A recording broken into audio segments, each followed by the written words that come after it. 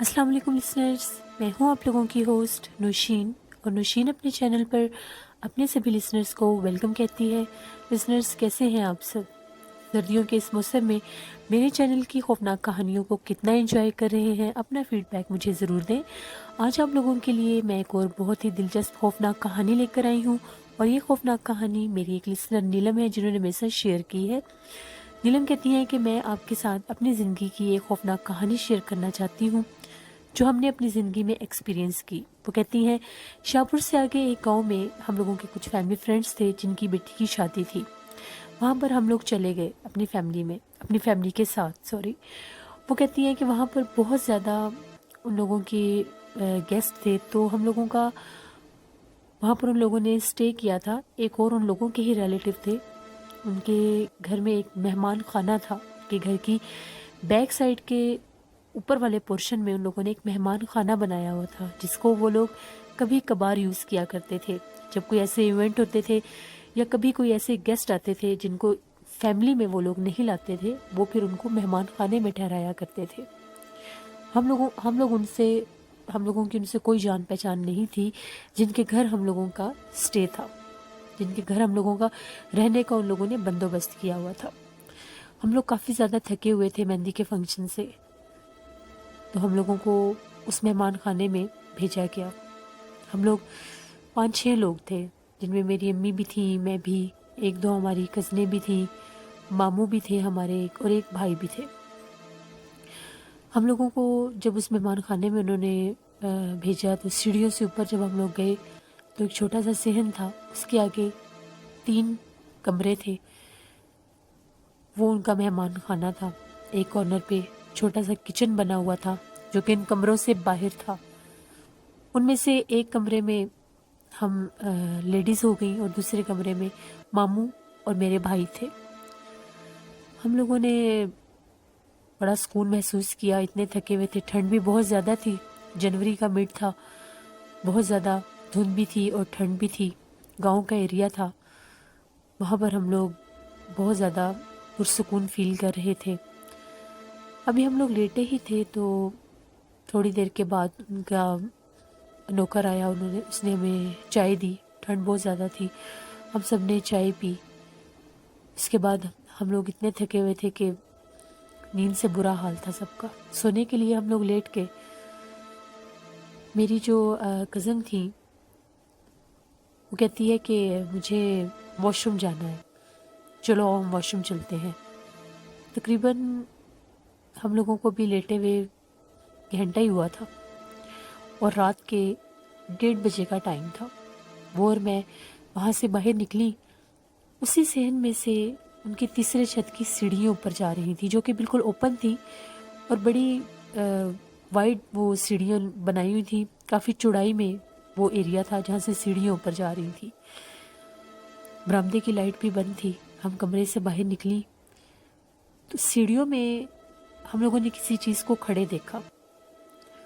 برآمدے میں light of تھی، اس کے باوجود تھوڑی بہت روشنی فیل ہو رہی تھی کیونکہ واش روم کی لائٹ آن تھی اور تھوڑا سا دروازہ بھی کھلا تھا۔ سیڑھیوں میں ہم نے کسی چیز کو کھڑے دیکھا اور ہم لوگوں کے سامنے وہ چیز سیڑھیوں سے، ہم لوگوں کو دیکھ کے وہ چیز سیڑھیوں سے اوپر چلی گئی۔ ہم لوگوں کی ہمت ہی نہیں ہوئی آگے جانے کی، ہم لوگ وہیں واپس فوراً کمرے میں آئی، ہم نے دروازہ بند کر لیا۔ جب ہم لوگ فوراً بھاگ کے کمرے میں آئی، ہم لوگ بہت ڈری ہوئی تھی۔ امی نے میرے سے پوچھا کہ کیا ہوا ہے، ہم نے امی کو بتایا کہ ہم لوگ باہر نکلی ہیں، ہم لوگوں نے واضح سیڑھیوں میں کسی کو کھڑے دیکھا ہے، اور جب اس نے ہمیں دیکھا ہے باہر آتے ہوئے، ہماری اس پر نظر پڑی ہے تو وہ چیز ہماری طرف ہی دیکھ رہی تھی، وہ جو کوئی بھی تھا، ہمارے دیکھتے دیکھتے وہ سیڑھیوں میں اوپر چلی گئی، وہ جو کوئی بھی تھا۔ اتنی ٹھنڈ میں اتنی رات کو اوپن چھت کے اوپر کون جائے گا؟ امی نے یہ کہا کہ نئی جگہ ہے، تم لوگوں کو وہم ہوا ہوگا، جو پلرز ہیں ان کا شیڈو بن رہا ہوگا، ایسی باتیں انہوں نے کہنی شروع کر دی۔ ہم لوگ پھر بستر میں لیٹ گئے اور بہت زیادہ ڈری ہوئی تھی۔ تھوڑی دیر کے بعد چھت کے اوپر کسی کے چلنے کی آواز، چھت کے اوپر اتنی رات کو کوئی چل رہا تھا اور اس کے قدموں کی آواز بہت زیادہ واضح تھی۔ ہم لوگ اتنی حیران ہوئی کہ پہلے ہم نے سیڑھیوں میں کسی کو دیکھا، پھر چھت پہ کوئی چل رہا تھا، پتہ نہیں وہ کون تھا کون نہیں۔ تھوڑی دیر کے بعد چھت کے اوپر سے اس طرح سے آواز آنے لگ گئی جیسے کوئی پتھر اٹھا کے چھت کے اوپر مارتا ہے تو ایک آواز آتی ہے، ویسے آواز آنے لگی۔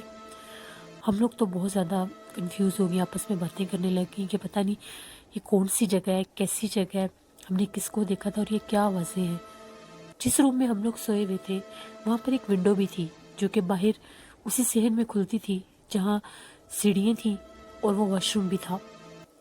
ایسا لگا کہ اس ونڈو کو بھی آ کے جیسے کسی نے نوک کیا ہے۔ جب ہم نے اس کے نوک ہونے کی آواز سنی تو ہم نے امی کو جگایا کہ امی ونڈو کو کوئی نوک کر رہا ہے۔ انہوں نے خود اپنے کانوں سے آواز سنی۔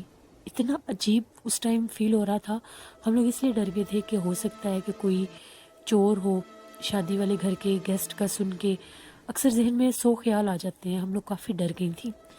امی نے کہا کہ ماموں کو فون کرو۔ ہم لوگوں نے فوراً ماموں کو فون کیا، وہ ساتھ والے روم میں ہی تھے۔ پہلے تو وہ فون ہی نہیں اٹھا رہے تھے کیونکہ وہ لوگ سو چکے تھے، کافی زیادہ رات ہو گئی تھی۔ ہم نے کافی زیادہ کالز کی، بھائی کو کال کی، بھائی نے کال اٹینڈ کر لی۔ ہم نے بھائی کو بتایا کہ بہت زیادہ ڈسٹربنس ہو رہی ہے، ابھی لگتا ہے کہ چھت پر چل رہا ہے۔ ہم لوگ باہر گئے ہیں تو ہم نے سیڑھیوں میں بھی کسی کو دیکھا ہے، اب ہم لوگوں کے روم کی کوئی ونڈو نوک کر رہا ہے۔ بھائی نے فوراً دروازہ کھولا۔ اس ٹائم بھی نوک ہو رہی تھی جب ہم اس کے ساتھ فون پر بات کر رہے تھے۔ اس نے بھی باقاعدہ بیچ میں نوک ہونے کی آواز سنی۔ اس نے ماموں کو تو جگایا ہی نہیں، فوراً دروازہ کھول کے جیسے بھائی باہر آیا ہمارے روم کے پاس آ کر اس نے کہا دروازہ کھولو۔ ہم نے دروازہ کھولا، اس نے کہا باہر تو کوئی چیز نہیں ہے۔ وہ بھی حیران تھا کہ میں نے فون میں خود ونڈو نوکنگ کی آواز سنی ہے، پھر وہ کہاں گئی؟ اگر کوئی چیز ہوتی بھی تو وہ کہاں گئی؟ اب وہ ہمارے روم میں ہی تھا۔ ہم لوگ بہت زیادہ پریشان ہو گئے کہ پتہ نہیں کیا بات ہے کیا نہیں۔ ہم نے اس کو ساری بات بتائی کہ بھی چھت سے بھی کسی کے چلنے کی آواز آ رہی تھی۔ تھوڑی دیر کے بعد 5-10 منٹ گزرے، ماموں بھاگتے ہوئے آ گئے۔ ہم لوگ بڑے حیران ہوئے، ماموں کو کیا ہوا ہے؟ ماموں بڑے گھبرائے ہوئے، تو امی نے کہا کہ کیا بات ہے، کیا ہوا ہے آپ کو؟ ماموں نے یہ کہا کہ ماموں کہتے ہیں کہ میں بہت گہری نیند میں سویا ہوا تھا، اچانک میں نے کروٹ بدلی ہے تو مجھے ایسا لگا کہ میرے چہرے کے اوپر پانی کا جیسے پانی کے چھینٹے آتے ہیں۔ میری ایک دم آنکھ کھلی تو میرے بالکل پاس، میرے سر کے پاس کوئی عورت کھڑی تھی کالے رنگ کے کپڑوں میں۔ پہلے تو مجھے سمجھ ہی نہیں آئی کہ یہ کیا چیز ہے۔ میں نے اپنے موبائل کی جب لائٹ سے اس چیز کو دیکھنا چاہا تو کالے رنگ کے کپڑوں میں کوئی چیز تھی۔ میری چیخ نکلی ہے تو وہ چیز ایک دم سے غائب ہو گئی ہے۔ ماموں نے ہم لوگوں سے پوچھا کہ آپ لوگ اتنی رات کو کیوں جاگ رہے ہیں، اور بھائی کو بھی پوچھا کہ تم ادھر کیا کر رہے ہو۔ بھائی نے پھر ساری بات بتائی کہ یہ لوگ بھی ڈر گئے ہیں، ہم لوگ سارے ایک ہی روم میں تھے۔ اب اس ٹائم 2:30-3 بجے کا ٹائم ہو گیا تھا۔ ساری رات ہم لوگوں نے بیٹھ کر گزاری، اتنا خوف آ رہا تھا، مسلسل باہر ڈسٹربنس تھی۔ اب ساتھ والا کمرہ بھی دروازہ ماموں کھلا چھوڑ کر آئے تھے۔ ہم لوگ باتیں کر رہے تھے، وہ دروازہ باقاعدہ بند ہوا، اس کے بند ہونے کی ہم لوگوں نے آواز سنی اور چھت پر باقاعدہ کوئی چل رہا تھا۔ اتنا ہم لوگ ڈرے کہ پتہ نہیں یہ کیا ہے کیا نہیں، ہم لوگوں کو تو سمجھ ہی نہیں آئی۔ فجر کی اذان تک ہم لوگوں نے بیٹھ کر وہاں پر ٹائم گزارا۔ ہم لوگوں نے آیت الکرسی پڑھی، باتیں کرنے لگی۔ امی بھی یہی کہہ رہی تھی کہ ہو سکتا ہے ان کا مہمان خانہ کافی عرصہ سے خالی ہو، یہاں پر کوئی آتا جاتا نہ ہو، تو اس وجہ سے ہو سکتا ہے یہاں پر جنات کا بسیرا ہو گیا ہو، کیونکہ مانا یہ جاتا ہے کہ جو جگہ خالی رہتی ہیں وہاں پر جنات کا بسیرا ہو جاتا ہے۔ بہت مشکل ہم لوگوں نے وہ رات گزاری۔ ہم لوگ ساری تھکاوٹ ہر چیز بھول گئے تھے۔ صبح ہوئی، فجر کی اذانیں ہوئی تو وہ جو ڈسٹربنس تھی ماحول میں، جو آوازیں چھتوں سے آ رہی تھیں، ساتھ والے روم سے یا باہر سے آ رہی تھیں، وہ آنا بند ہو گئی۔ 6-6:30 بجے کا ٹائم تھا تو ایسا لگا کہ دروازہ کھول کے وہاں پر کوئی آیا ہے۔ ہم لوگ تو جاگ ہی رہے تھے۔ ماموں باہر گئے تو ان کا نوکر تھا۔ اس نے ماموں کو دیکھا اور یہ کہا کہ آپ اتنی صبح کیسے جاگ گئے ہیں؟ تو ماموں نے اس کو کچھ بھی نہیں کہا، بس اتنی بات کہی کہ ہم لوگوں میں سے کسی کی طبیعت ٹھیک نہیں تھی، اس لیے ہم لوگ جاگ رہے ہیں۔ 7:30 بجے تک ہم لوگ شادی والے گھر میں واپس چلے گئے۔ وہاں پر جا کے ہم لوگوں نے یہ ساری بات ان کو بتائی۔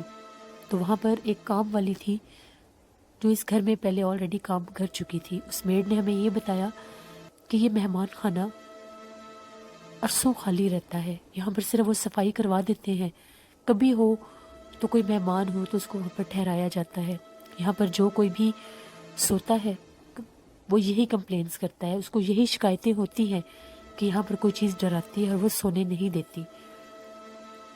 وہ میڈ کہتی ہے کہ میں اس کی جب صفائی کرنے جاتی تھی اس مہمان خانے کی 3 سے 4 بار میں اکیلی صفائی کرنے بھی گئی ہوں, تو مجھے وہاں پر کوئی چیز صفائی بھی نہیں کرنے دیتی تھی. ایک روم سے میں صفائی کر رہی ہوتی تھی تو دوسرے روم سے آوازیں آنے لگ جاتی تھی, جس طرح سے فرنیچر کو, سامان کو کوئی کھینچتا ہے. میں وہاں پر جا کر دیکھتی تھی تو چیزیں اپنی جگہ سے ہٹی ہوتی تھی.